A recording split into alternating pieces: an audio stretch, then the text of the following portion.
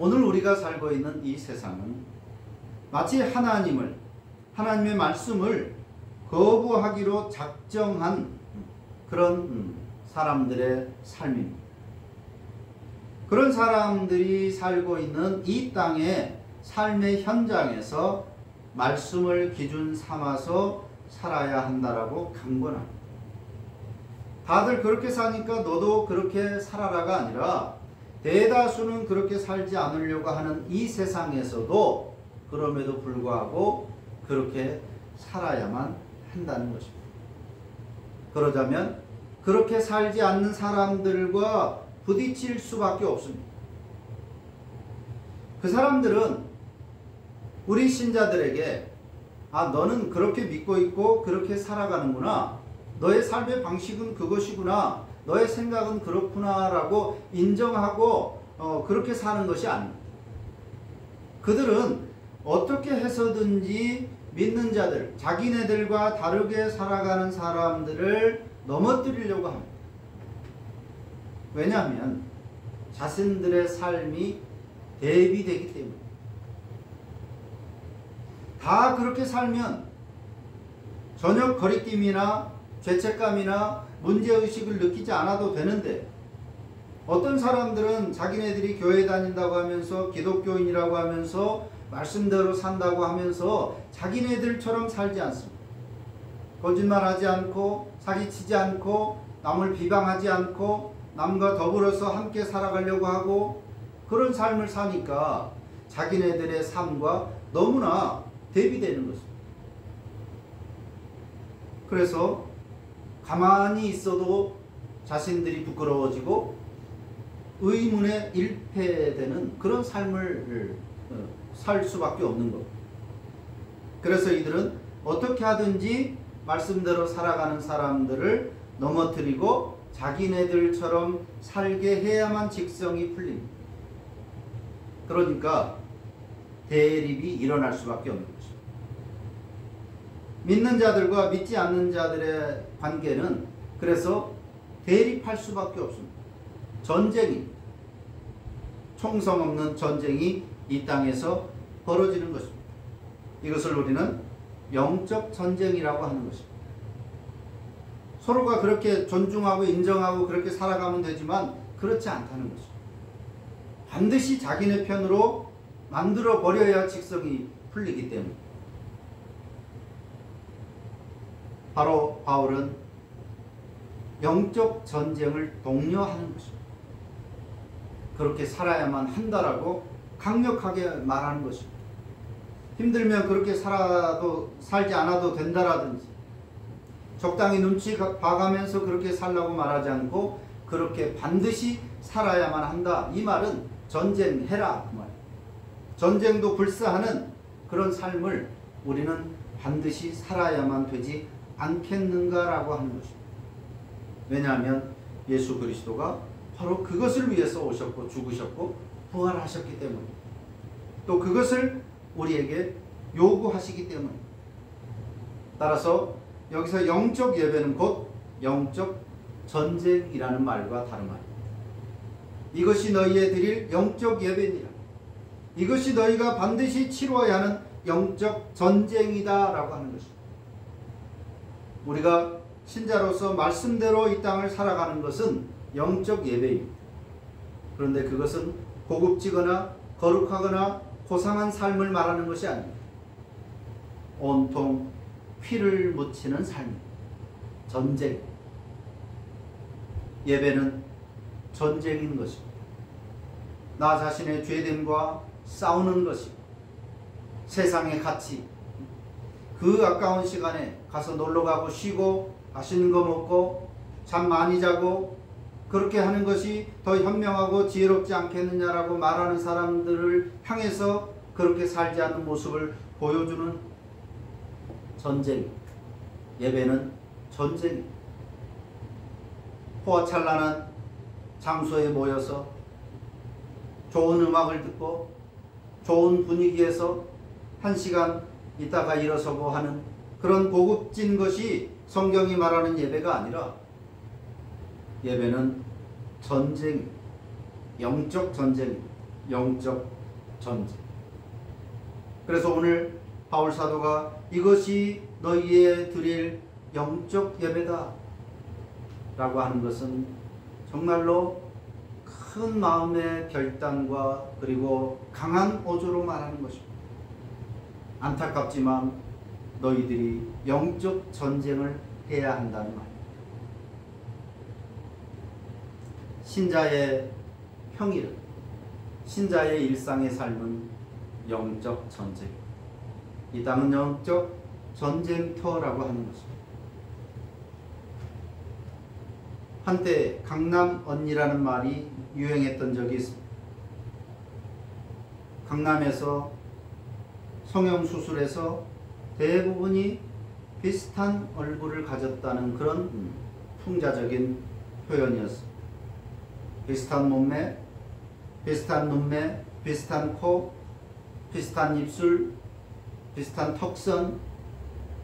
그래서 강남에서 만들어진 그런 얼굴을, 그런 몸매를 강남언니라고 부르는 때가 있었습니다. 타고난 자신이나 자기가 만족하는 자신으로 살지 못하고 타인이 원하는 나로, 세상이 원하는 나로 나를 꾸미겠다는 그런 의지의 삶을 표현한 것입니다. 나는 이렇게 태어났으니까 이렇게 산다라든지, 혹은 건강의 이유라든지, 또 나름의 철학이나 이유, 또 삶의 환경에 따라서 그렇게 자연스러운 삶을 사는 것이 아니라 다른 사람들이 나를 어떻게 평가해 줄까? 오늘 이 세대가 요구하는 몸매가 또 삶이 무엇인가, 거기에 나를 맞추어서 살려고 하는 것입니다. 그것이 어떤 사람에게는 자연스럽거나 쉬울 수 있지만, 그러나 그렇지 않은 사람들에게는 그야말로 지옥 같은, 어떤 사람은 소위 말하는 먹어도 살이 안 찌는 그런 체형이 있습니다. 물만 마셔도, 공기만 마셔도 살이 찌는 사람들이, 또 타고난 체형이 있고 타고난 얼굴이 다양하게 다들 다릅니다. 서양 사람, 동양 사람, 강원도 사람, 전라도 사람, 다 타고난 체형과 형태가 다 있는 것입니다. 그러니까 어떤 사람들은 사람들이 오늘 이 세상이 말하는 표준에 따라가기 쉬운 사람이 있고, 아니면 그것이 너무나도 사실상 불가능한 그런 사람도 있다는 거예요.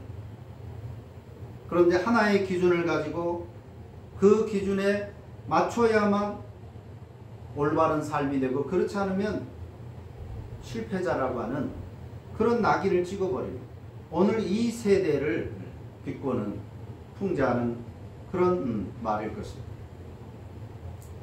그와 비슷하게 강남교회라는 말도 있습니다. 강남에 주로 몰려있기는 하지만 그 교회들이 추구하는 그 교회들처럼 되어야만 목회가 성공이고 좋은 교회라고 하는 것입니다.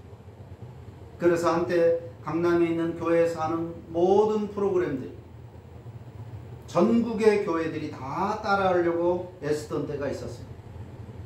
100명, 1000명, 그리고 지적 수준이 높은, 학력이 높은, 또 경제력이 여유 있는 그런 사람들이 하던 그 프로그램을 저 시골에 있는 수십 명 혹은 서너 명이 모인 그 교회들도 그렇게 해야만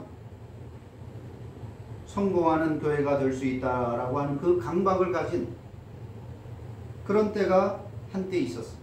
그래서 강남 언니의 상대적으로 강남교회라는 말도 한때 교회에 상당히 큰 영향력을, 심지어는 미국에 있는 교회들처럼 그 교회처럼 해야 된다 해서 미국에 가서 그 교회를 또 보고 그 교회에서 하는 프로그램을 한국 교회에 그대로 접목하려는 시도들도 있었습니다.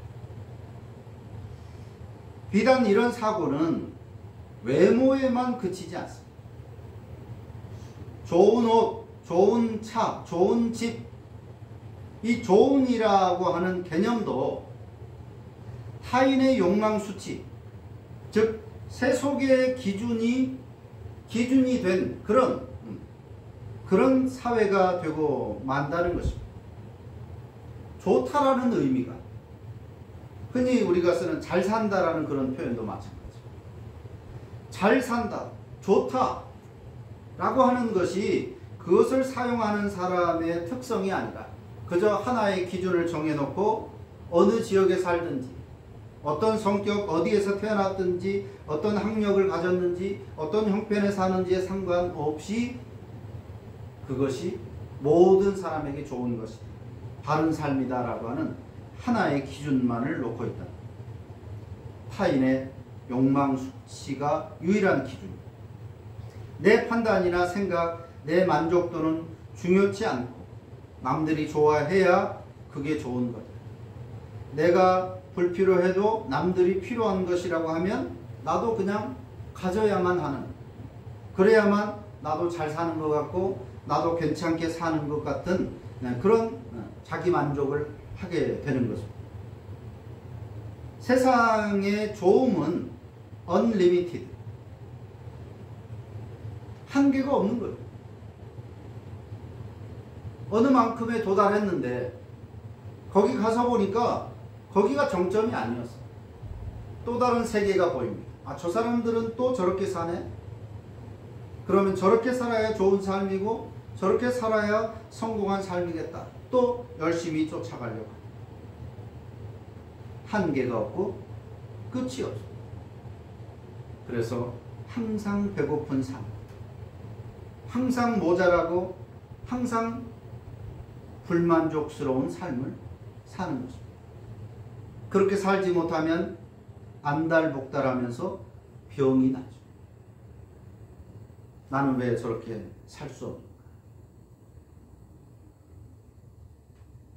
내가 좋자고 사는 것이 아니라 타인이 좋게 봐주는, 타인을 위한 삶을 살아가는 오늘 우리 사회라고 하는 거죠.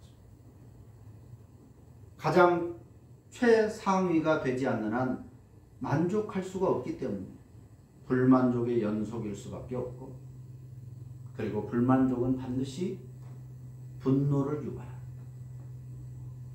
자기 자신에게 분노하기도 하고 주변의 사람들에게 분노를 표현합니다.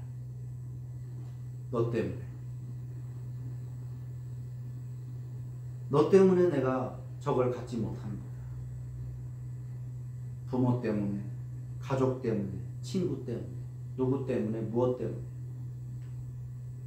불만족은 이렇게 분노를 유발합니다. 그리고 갈 때까지. 적당한 선에서 내가 도달할 수 없는 곳이구나. 나는 저렇게 살 수 없는 사람이고 나는 저렇게 살지 않아도 충분히 행복할 수 있는 사람이구나 라고 하는 그런 만족, 그런 중단, 그런 생각에 도달하는 것이 아니라 갈 때까지 멈출 수가 없게 됩니다. 오늘 우리 사회의 불만족이 위험수치에 다다랐다는 것이 사회 전반에 나타나는 분노로 알 수 있는 것입니다.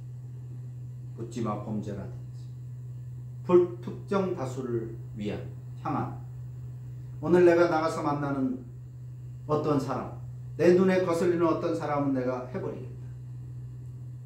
분노하기로 작정하고 사는 사람, 그래서 건드리면 터져버리는 오늘 이 사회의 모습이 오늘 우리 사회가 얼마나 불만족의 위험수치가 가득 차 있는지를 보여주고 있습니다. 교회들 역시도 강남교회의 부작용이 와서 이제는 정체성도 또 배알도 없는 기형적 집단이 되어 있습니다. 그러니까 당연히 사람들은 교회라면 이제 절레절레 고개를 젓는 겁니다. 그래도 과거에는 나는 교회가 싫지만 교회 나가고 싶은 마음이 없지만 교회 다니는 사람은 이렇게 말하고 이렇게 살아야 되지 않겠느냐라고 하는 그런 암묵적인 생각들을 가지고 있었습니다. 교회는 다르다라고 하는 그런 생각. 나와는 상관이 없지만 그래도 교회에 가면 좋은 사람이 되고 착한 사람이 되고 그나마 나은 사람이 다니는 곳이다. 그런 생각을 가지고 있었지만 오늘 사람들에게 있어서 교회에 대한 인식은 가까이 해서는 안 되는 위험한 집단이 되고 말았다는 거죠. 과거의 부모들은 자기는 교회 안 가도 자식들은 그래도 교회에 보냈던 그런 경우들이 많이 있었는데 지금은 혹여라도 교회 갈까, 혹여라도 교회 다니는 친구들과 어울릴까봐 노심초사하는 그런 상황이 되어버렸다고 하는 거죠. 오늘 본문 2절에서 이 세대를 본받지 말아야 한다고 그랬습니다. 분별해야 된다고 그랬습니다. 그저 사람들이 추구하고 사람들이 원하고 사람들이 좋다고 말하고 사람들이 성공했다고 말하는 그 삶을 무조건적으로 쫓아가는 것이 아니라 하나님의 말씀으로 분별하도록 하라. 분별하도록 하라. 세상을 복지하지 말고 불신자들의 삶을 모방하지 말고 분별하도록 하라. 유행 따라서 남들 따라 사는 그런 복지의 인생을 살지 말라는 것입니다. 산 제물인 신자의 삶은 이 세상의 유행 따위를 복지하지 않는 것입니다. 그래서 말씀의 거울을 수시로 들여다보고 정의와 상식을 분별하는 것입니다. 말씀을 기준으로.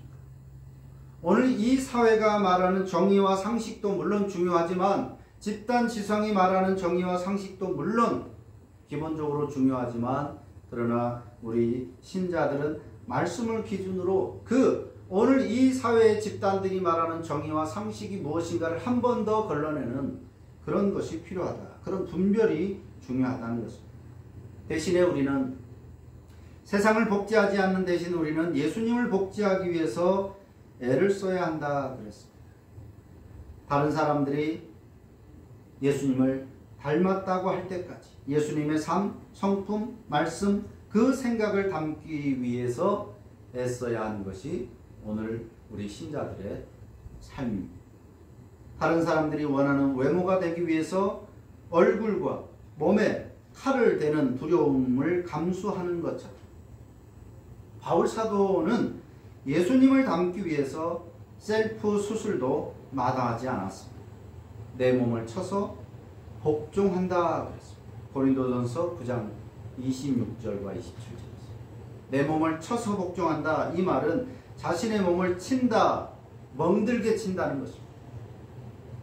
내가 이렇게 살아서는 안 되는구나 성찰하고 돌이키는 그 정도가 아니라 자신의 몸을 마치 권투 선수가 상대방을 쓰러뜨리려고 치는 그런 강도로 친다. 그런 원문의 단어입니다. 그러니까 바울은 자신의 몸을 스스로 수술했던 것입니다. 주먹으로 자신을 세게 치는 것처럼 그렇게 자신을 강하게 조절하고자 분별하고자 힘을 썼다는 것입니다. 우리 개혁신앙의 평일 일상에 대한 이해는 하나님을 기쁘시게 하는 영적 예배로서의 삶입니다. 다시 말하지만 이 영적 예배는 고상하게 앉아서 음악 감상하고 또 좋은 소리 듣고 저렇게 살아야 되겠구나 하는 그런 고상한 그런 시간이 아니라 영적 전투라고 했습니다. 피 흘리는 싸움. 이기지 않으면 패배자가 되고 멸망하는 그런 영적 전쟁으로서의 의미인 영적 예배. 우리는 주일 공예배를 통해서 안식을 누리고 영적 예배를 위한 배움을 얻고 힘을 충전합니다. 하나님의 말씀을 듣고 또 예배를 통해서 우리의 나약함을 돌아보고 하나님의 은혜가 필요하다는 것을 인식하고 우리의 영혼에 공급하시는 그 하나님의 은혜, 즉 힘을 얻어서 교회 밖으로 평일을 살기 위해서 나가는 것입니다. 그래서 주일 공예배는 매우 중요한 것입니다. 모여서 함께 예배하는 것이 매우 중요합니다. 그런데 삶의 예배가 올바르지 못하다면, 이 영적 예배가 제대로 이루어지지 못한다면 주일의 공예배 역시도 공연불에 불과한 것이 되고 맙니다. 영적 예배, 즉 평일 일상의 삶이 온전하지 못하다면, 말씀을 따라 분별하는 삶을 살고자 애쓰는 것이 없다면, 오늘 교회에 와서 아무리 고상하고 거룩한 척 예배를 드려도 그것은 공연불, 오히려 하나님의 저주를 받는 예배가 되고 만다는 것입니다. 물론 주일의 예배 시간 그 당시의 태도와 마음도 매우 중요합니다. 마음을 담아서 성실한 태도로 예배에 임하는 것도 중요하지만 그것의 가치는 삶과 더불어 평가되는 것입니다. 그 사람의 주일 예배의 그 가치는 그 시간의 태도가 어떠냐, 마음 자세가 어떠냐로 평가되는 것이 아닙니다. 오늘 너의 공예배, 주일 예배는 100점이다 혹은 10점이다의 그 평가는 그 당시의 그 시간의 모습으로가 아니라 그 사람의 영적 예배, 즉 삶으로 평가된다는 것입니다. 그 사람이 어떤 평일의 삶을 살았느냐를 가지고 그 사람의 주일 예배의 가치가, 점수가 평가된다는 것. 과라는 다리로, 가인과 아벨과라는 그 삶과 삶의 다리로 연결되는 공예배가 되어야 한다는 것입니다. 그렇지 않으면 그 주일 공예배는 말 그대로 빌공짜의 예배가 되고 맙니다. 헛예배, 아무 의미 없는, 자신을 속이고 하나님을 속이려는 그런 가증한 예배가 될 것이기 때문에, 의미 없는 시간 때우기가 될 것이기 때문에 이 삶의 예배, 영적 예배가 중요하다는 것입니다. 예수님께서도 마태복음 5장 23절 이하에서 말씀합니다. 그러므로 예물을 제단에 드리려다가 거기서 내 형제에게 원망 들을 만한 일이 생각나거든. 그랬어요. 제사를 드리려고 좋은 제물을 준비했습니다. 그리고 정성을 다해서 제사를 하려고 했는데 내 형제에게 원망 들을 만한 일이 생각납니다. 즉 자신의 삶에서 잘못된 일이 생각났다면 오늘 이 제사로 다 퉁칩시다, 이렇게 하나님과 협상하는 것이 아니라, 하나님, 내가 비록 평일의 삶에서 내 형제를 돌아보지 못했거나 형제를 병신 바보라고 나가라고 욕도 했습니다. 적당히 부정도 저질렀습니다. 하지만 그 돈으로 이렇게 좋은 재물, 흠없는 짐승을 사가지고 하나님께 제사를 드릴 테니까, 온 정성과 마음을 다해서 드릴 테니까 그 모든 것들은 다 퉁칩시다. 이것이 제사가 아니라, 그것이 생각나거든 예물을 제단 앞에 두고 먼저 가서 형제와 화목하고 그 후에 와서 예물을 드리라. 예수님의 말씀. 드려봐야 소용없습니다.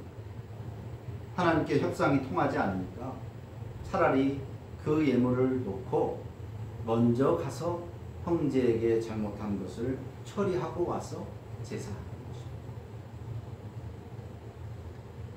의미 없는 짓 하지 말고 삶의 과오를 해결하고 예배하는 것입니다.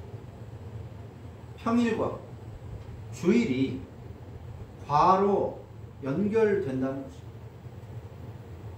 평일과 주일은 따로 떨어진 섬이 아니라 다리로 연결되어 있는 것입니다. 평일과 주일이 과가 아니라, 그렇지만 그렇기는 하지만 주일에만 간절하게 열심히 해봐야 거절당하는 가인의 재물만 될 뿐입니다. 오히려 하나님을 고역스럽게 하는 마당만 밟는 땅밟기 예배에 불과하게 된다는 것입니다. 사람들은 은근히 땜빵하는 사고가 다분하게 있습니다. 사랑도 행복도 또 즐기는 것도 쉬는 것도 나중으로 미뤄두고 한 방에 다 메꿀 수 있다라고 생각을 합니다.